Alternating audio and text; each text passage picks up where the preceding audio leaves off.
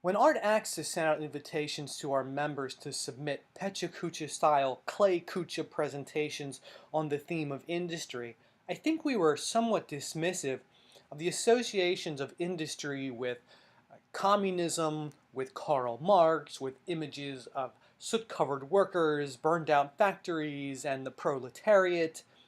But there are two problems with being dismissive of these associations. One, that those associations exist and are an important part of how we understand industry.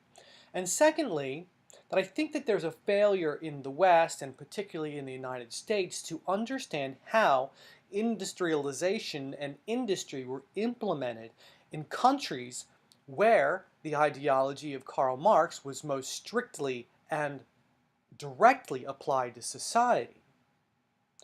And of course, the way that that industrialization and industry were applied to society in accordance with ideology affected how culture, society, and art developed in those countries.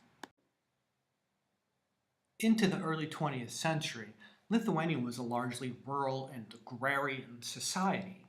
There was some industry developing, but of course this paled in comparison to the industrialization that had happened at breakneck speed and at great cost under Stalin in the USSR prior to World War II. It was then over the course of World War II that the USSR occupied Lithuania and Soviet industrialization of the country began.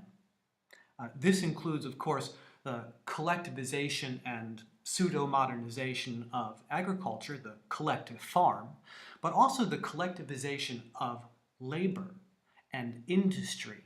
So, for example, while you would have had a relatively strong folk pottery tradition in Lithuania at this time, though it was in greater competition with mass production and imported ceramics, many folk potters who could no longer produce individually then were brought into factory settings. And this is just one example of how society changed and how this affected ceramic art in particular.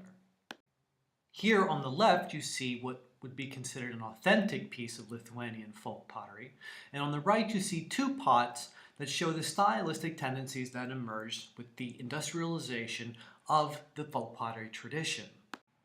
Not only were folk potters introduced into factory production, but elements of folk pottery were introduced into commercial mass production, as you can see in these pots here, which were produced by the Jesa factory, which existed in Kaunas, Lithuania, up until recently.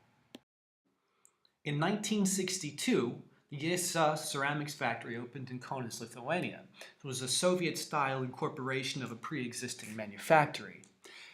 Factories like these were important because the idea of a lone artist working in a private studio was a capitalist idea, and artists in the Soviet Union were consistently brought into factory settings.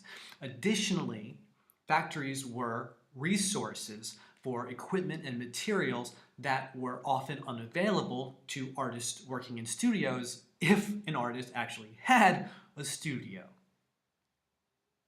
Because factories offered resources that most artists didn't have, the symposium phenomenon very much grew out of this. The symposium, of course, involved several artists coming together to work on a common exhibition in a common space. Not a exclusively Eastern European or former Soviet phenomenon, but definitely an acute phenomenon in those places. Since 1983, bone china symposiums have been held at the Jesa factory.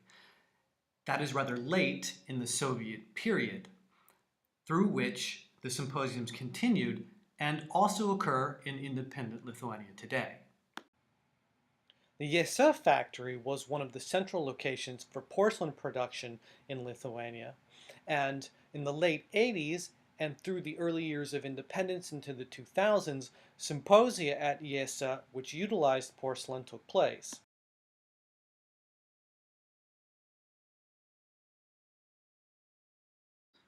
The establishment of the Jesa factory in Kaunas also had an impact not only on ceramic art, but also on ceramic art education. Unlike the art department in Vilnius, Lithuania, the ceramic department in Kaunas, Lithuania was centered around factory production.